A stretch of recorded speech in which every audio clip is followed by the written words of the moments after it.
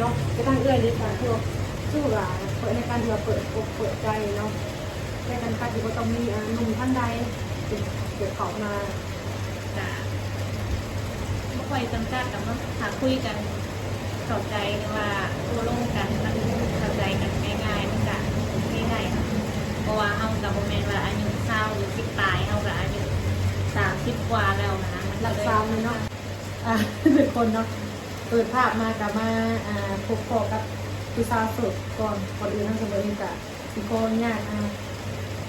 จะทักทายสบายดีและสวัสดีด้วยที่หักเพื่อนจากวันที่ทุกคนเนาะเพราะว่าจะเป็นภายในหรือว่าต่างประเทศเป็นการแบบยินดีต้อนรับเข้าสู่ช่องสามวันไปแล้วเนาะพบกับตามเมืองนี้ก็ที่แรกได้มาหาสาวสดไปที่กับพิซซ่าสดเลยเนาะแต่บุญจะมีตะโกนเนี่ยเนาะออกมากล้องน้ำเพราะว่าท่านจำเป็นเองจะคนออกกล้องแต่โดนเลยเนาะรายคนโหลดFC ขนาด10 ที่งอดหรือว่าสั้นกับว่าแมนเนาะโหลดได้ก็อาจจะในการทำให้ก็จะได้นะคะท่านสาธุเลยโดยสบายดีเลยสบายดีโดยสบายดีเนาะสบายดีถ้าเอื้อยเพิ่นตอนนี้กระทั่งเท่ากับพากันมานั่งในห้างเติมสวยกับว่าแมนก็คือว่าเนื่องจากว่าคนตรงเลยเนาะนั่นคือคนกันยังดูสื่อเสียงในงานของท่านเอื้อยเพิ่นเนาะคนอื่นเขาจะไม่ได้กระตุ้นก้อนอยากทำสื่อท่านเอื้อยเพิ่นก่อนเนาะคือว่าจะไงเลยสื่อสาวกินเนาะสื่อสาวกินอันนี้กับปีเลย37แล้ว37 ปีโอ้เดี๋ยวว่าท่านทำเองกันเดี๋ยวว่ามาถ่ายทำทางเอื้อยเพิ่นเป็นครั้งแรกนะก็เลยเป็นยังไงคือในออกกล้องตื่นเต้นนวลอะไรอยู่ตื่นเต้นอยู่เนาะไปออกก็โอ้บริคอยก็คือที่ผ่านมาถ้าเกิดการเห็นรูปว่าแม่เห็นรูปตอนนี้เห็นตอนนี้เห็นแบบก็ได้เห็นตัวกันนะเป็นยังคือเห็นถ้าอาจจะแบบเบาก็ค่อยเก่งเนี่ยสินะว่าบ่ค่อยคนแบบก็ค่อยเบาสินะก็เลยแบบโอ้มันใจอย่างเวลาออกกล้องเนี่ยคือได้ง่ายแน่เลยแบบจะเผาจะเบาก็เก่งที่สำคัญก็เลยยากแน่เนาะในการที่ว่าอยู่ที่ตัวอะไรต้องมันเบ้ามันปากมันอะไรรักเรื่องมันเบ้าอะไรเนาะในการที่จะมาที่เขาห้าคนอะไรก็ต้องเบ้าแต่ทางตาพิมพ์เนี่ยจะเคยเห็นรูปเนาะเพราะว่าหาเอาเห็นยูทูบนะเราก็ต้องเบาเก่งเลยครับเดินเราหันเรานี่กันยิ่งมีแต่ว่าเขาหันเป็นคนบอกว่ามักเบาเนี่ยต้องมันเบ้ามันปากในปัจจุบันเนี่ยมันไม่เป็นคอนเนี่ยเนาะทำได้เลยเพิ่นโสดว่าปัจจุบันเลยแม่โสดมาหลายปีแล้วหลายปีสักปีตั้งแต่ปี2019ตอนนี้เราหาเลยเนาะเราหาที่เขาสะพกเลยเนาะก็คือว่าเป็นโสดมากก็คือว่าหลายปีเนาะตั้งแต่เลิกกันกับพ่อของลูกเลยตอนนี้นั่นเลยว่ายังบริษัทเขาเข้ามาก็ยังใช้ชีวิตไปอยู่ไทยแหละประมาณคิดอยากสั่งครอบครัวอยู่ว่าจะเอาครอบครัวมาจะคิดแน่อยู่คิดแน่อยู่แต่ว่ายังบุกเปิดโอกาสให้ทุกคนเข้ามาบริวารเลยนะจะเปิดอยู่แต่ว่ามันจะคือว่าอะไรนอกได้แต่เคยมีเขามาอยู่แต่ว่าพอโอลงกันแล้วกันบางคนจะหายไปจริงๆนะบางคนจะเกินลายกันมันคุยแล้วก็หายโดยคุยแล้วก็หายมือนี่ก็แบบมีลายกว่าเลยว่าหมดเลยเนาะที่รังเกิดเงินเนาะออกผิดกับสามมือในมือนี้เนาะถามว่าทางใดสนใจทางเลยเปิดจะทักมาได้เนาะจะตั้งเอื้อยดีกว่าที่ว่าคือว่าเปิดในการที่ว่าเปิดอกเปิดใจเนาะในการที่ว่าต้องมีหนุ่มท่านใดเกิดเขามาไม่ค่อยจำกัดกับว่าหาคุยกันเข้าใจว่าตัวลงกันมันเข้าใจกันง่ายๆมันจะง่ายๆค่ะเพราะว่าเอากับโมเมนต์ว่าอายุเศร้าหรือสิบปลายเอากับอายุ30 กว่าแล้วนะหลักสามเลยเนาะแทนที่เป็นมันทางว่าที่เลือกว่าจังสั้นจังสี่กับอะไรจะเป็นธรรมดาแล้วแต่เนาะ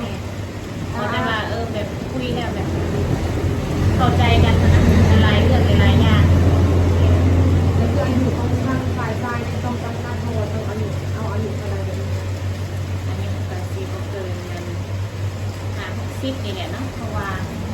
เฮากับผู้ว่าแหละเฮากับอายุหลายกันมากกว่านี้8 90สิบ่ว่าอีเลยแหละคือสิบ่นั่นกันนะ เอาประมาณ บ่โอเคเลย อายุประมาณ50-60ประมาณนี้เนาะ ทำ ทำน น อ อง ง นี้ เพราะ เนาะ ว่าเฮากับเก่าเลข4นะเราถ้าสิมาเอา25หรือว่า20กับหยกไม่สิมามักเฮา เอาออกเลยแหละเอาเพื่อที่แบบว่ายังรุ่นน้องมักเลยอยู่เลยจ้ะ30ปียังสิก็โอ้เขาคือสิบ่มองเขา บอกเลยแล้วจะมักผู้สาว ก็ แก่ สิเอาประมาณอายุผู้ใด เอื้อยนี่นะรุ่นเอื้อย มันมีแต่ในอันเขาเอิ้นอีหยังวะเอิ้นอีหยังในโซเชียลเนาะอันที่ว่าอันอีหยัง ยังคง มัก เป็นจ รุ่ ริ น ง น้องเรื่องอีหยังสิ แต่ว่าคนเป็นจริง ยั ยัง ง เป็น เป็น จริงคือสิยาก คือว่าแล้วถ้าว่าเปิดอกเปิดใจเนาะถ้าว่าสิหัดได้ก็ประมาณอายุของผู้บ่าวคนนี้มันนุ่มนะประมาณ 40ก็ได้อยู่นะ 40เนาะในการที่ว่าหัดสร้างครอบครัวต้อง แต่ว่าสำคัญกับเฮาสินะ โอ้ฝังกันกับเพื่อนก็ได้ตามมาโอนได้ถ้าว่าจะเอาอายุน้อยก็พิจารณาเบางก่อน แม่ เมื่อบุญเฮาอาจสิพอหนุ่มน้อยกันนี้เนาะ ถ้าบอก ค ได้ น ก็ ผิดจำคือ เอาเนาะมันหนักสิมันก็มีกันนั่นแหละทุกตัวแล้วอันนี้เดี๋ยวอนาคตมันก็จะชอบบ่เห็นนะนี่คืออาจสิได้อันนี้น้อยบ่หรือว่าไงได้บ่ก็ยังจังว่าอะไรทางเจ้านี่นี่ถึงยังไง ดินยังไงดิน ดิ นี้ เฮ็ดดินลายบ่ อ๋อแม่แม่ดิน ดินเนาะถ้าว่าหนุ่มใดสนใจอยากสมมุติจะเป็นนักลืมถามว่าเพิ่นหนุ่มเพิ่นเฮ็ดอยู่นี่นะแล้วเพิ่นอยากเจ้าพ่อบ่ในการที่แบบว่าสมมุติที่ข่อยทักมักเจ้าเย็นเจ้าแล้วนี่แล้วข่อยจะเอาเจ้าสร้างครอบครัวนะ แต่คนเฮาอ่ะเว้าถึงว่าเอาได้คือยังได้แต่ว่า มันก็ต้องคบกันก่อนนะคะต้องลงคนเฮาเห็นปุ๊บเอาปั๊บมันก็เป็นไปบ่ได้อยู่ โอ้ใจห่อนเป็นตอนนี้เหมือนมาเลยตอนนี้ค่ะแต่ห่อน ก็แม่นอยู่แต่มันไม่รุ่นใจห่อนก็มันรุ่นใด รุ่นนี้มันก็คือว่าเนี่ยเนาะอายุหลายก็เคยมีครอบครัวมาแล้วเนาะชาวบ้านแน่เอาหัวพิษจะคือตกนรกได้แบบว่าคันคือกูบดีนะเขาก็อยากแบบว่าเอาคนที่แบบทำเข้าในสิ่งที่เขาเป็นอยู่สินะมีลูกมีเต้าได้อย่างหลายๆอย่างเขาก็เขาเป็นสาวโสดหรือว่าบุมีลูกเนาะเขามีลูกค่อนข้างว่าเขากันอยากเลือกแบบคนที่ทำเขาได้ในสิ่งที่เขาแบบเขาอยู่เขาเป็นอย่างสินะ ครับในอันเขาเป็นใส่ชีวิตประจำวันที่ มาเอา อุ้มกับอะไรนั่นนะก็ บ่ได้ ก็คือว่าคน บ่ได้กระเบก คนที่เขามาหาก็คือมันรอเลยเราต้องทับครอบครัวคนได้หรือว่าทำ แบ แบบ บ คนได้ ร่วมกันแบบว่า แบบเป็นผู้ใหญ่เนี่ยเราว่าแบบคือเด็กหน่อยแบบเอาแอเฮากับบ่อยากปานใด ในใจอายุ เรา เรา บ่ ก็ มักชอบ โอ้ ว่าเรื่องนี้คุยบ่แบบว่าบ่มักตัวนะว่าซั่น โดยออกทำใดกันทำนั้นค่ะ เนาะเร็วเลยกาตัวในการที่โอ้ลมกับผู้ใดกาเขาก็อยากเอาใหญ่กว่าเพื่อเพิ่นสิเดียวว่าผ่านประสบการณ์มาหรือว่าเพิ่นมีความรับผิดชอบมาแหละเอารุ่นราคาเดียวกันแต่แบบสิคิดเทียงกันเลยบอกมันสิคนถามว่าเนี่ยเดี๋ยวว่ามันใกล้กันหมดแล้วเอาค่ะบอกเอารุ่นเอารุ่นราคาเดียวกันทั้ง จังว่าแน่เนาะเรื่องในการใช้ชีวิตคู่กันถ้าเว้ากันมันก็แบบว่าอายุหน่อยอายุหลายดูว่าเป็นใดกันถ้าเฮาคุยกันแบบว่ามันโอเคนะเฮาก็บ่ได้ว่าสิว่านั่นแหละ ท่านเจ้าดิสันมีเงินมีการติดของตัวเองบ่ แม่ โอ้มีเงินมีการยังเหลือกับสามีถึงจะมีเงินมีการของเพิ่นปัจจุบันนี่คืออาศัยอยู่กับลูกนี่บ่ แม่ โอ้ ก็สิมีอยู่กับลูกสามแม่ลูกแหละนะ ดู อยู่ในเรือนกัน คนตกสักหนาว อากาศเย็นมื้อนี้ฝนตก อากาศหนาว บ้านเฮาเย็นค่ะ แม่ก็คือทางการจะเป็นโซนมาโดนการมีคนหนึ่งกับว่าต้องใส่เวลาโอลมตลอดกันการดูแลในการเอานาทีโดยมีคนหักหมัดกันแน่เนาะลมกันมันใส่เวลาลมกันเป็นสูตรใส่เดือนแบบ มันก็สิบ่เฮิงดอกเพราะว่าเฮาอายุหลายแล้วคุยหยังสิเอาเข้าประเด็นตรงๆเลยเวลาอุลมกับไผเนาะเพราะว่าเฮาบ่เป็นเด็กน้อยสิมาคุยแบบ ใช้เวลาโดนนะ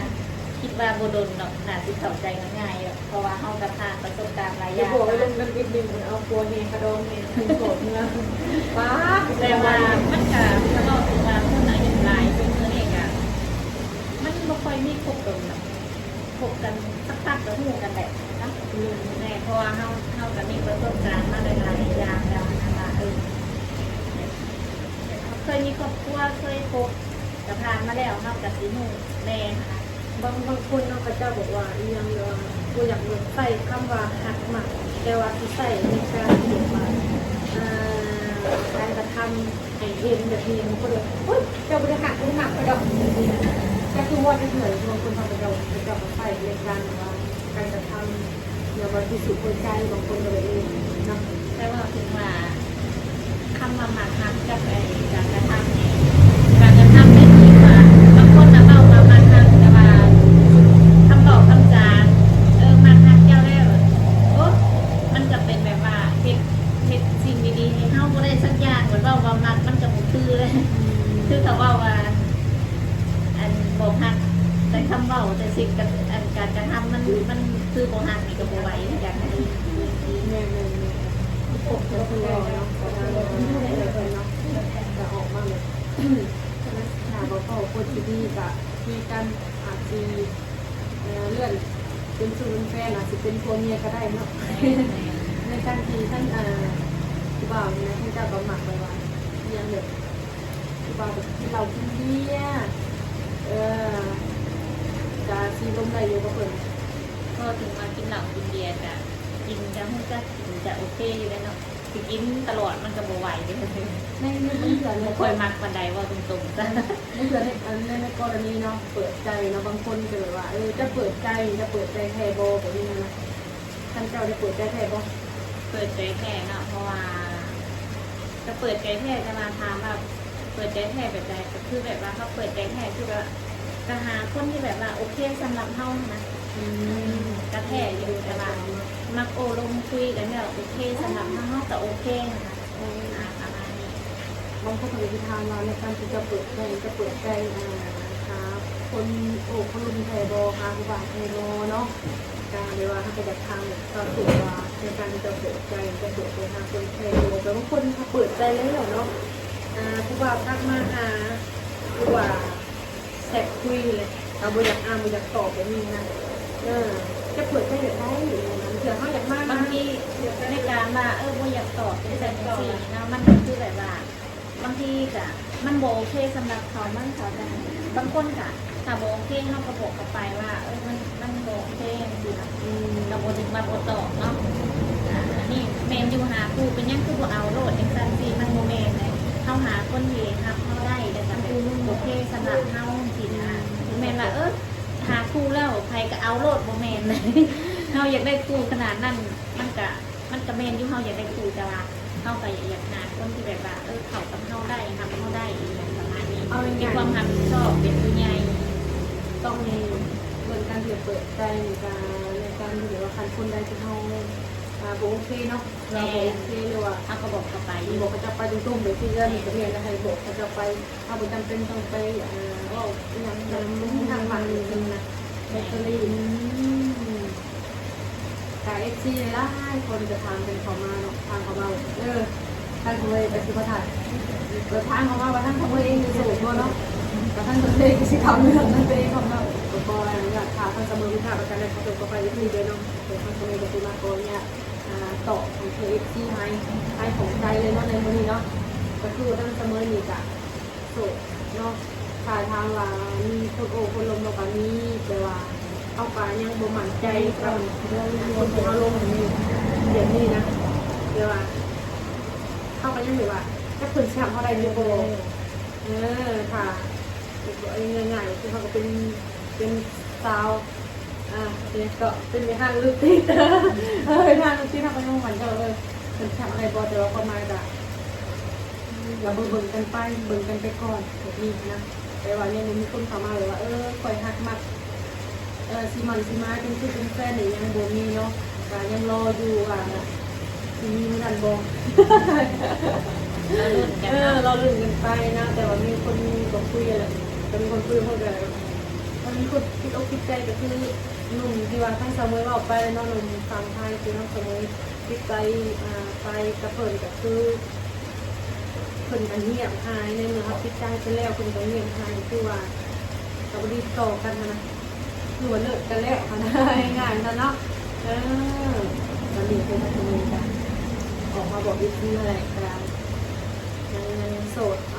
ยังโสดคนที่ว่ายังคุยกับมือนี่ยังมันเหลือว่าเขามาเลยหอยโป้จะไปซื้อแป้งก่อนนั่งตรงนี้เลยเนาะกับโอ้ยปลาอีกนะเนาะที่ไรก็หนักจะเป็นไปที่ไรได้แก่นอนเลยนะซาพี่น้องรอเป็นการเดี๋ยวคุณเอาบางคนใส่การกระทำเลยที่สูงหัวใจกันยอมหักดูเนาะจะเข้ากับดีใจให้ดูให้เป็นอยู่โอ้ยเนาะโอ้ยบอกก็ไปกับได้สิบอกไปได้สิบอกไปขอบเลยโอ้บริกิตยังซ้ำจะออกมาบอกเองกันเลยว่าคอยหักเจ้าหักข่อยนะแต่คนอยากบอกนั่นนั่นคุยกันไปก่อนหักสิตัวว่าอันนี้หมักข่อยเด้ออันนี้มันนี่เลยกับโบกับโบฟ้าว่าเนี่ยก็คือว่าอะไรเป็นบอกมาก่อนตอนนี้คือเจ้าเดี๋ยวเราให้เขากระซิได้เมื่อนะจ๊ะพิมนะแม่ จะเป็นเมื่อก่อน มีกระปุกต้มนะ จะเป็นฝนตกทำแล้วจะได้เมื่ออะไรคนที่เราเราต้องทำงานเราเราจะได้คนทำเองทิปจะได้เมื่อก่อนจะได้เฟซดูอะไรทางสาวพิมพ์ผลิตสามารถทักมาได้นะทางสมัยก็จะได้แจกน้ำนมถ้าเป็นทางคอมเมนต์บอทางสมัยก็จะได้แจกได้เนาะการได้ก็จะได้ประตูทิปก่อนสบายดีเด้อสบายดีเด้อสบายดีจริงๆเด้อ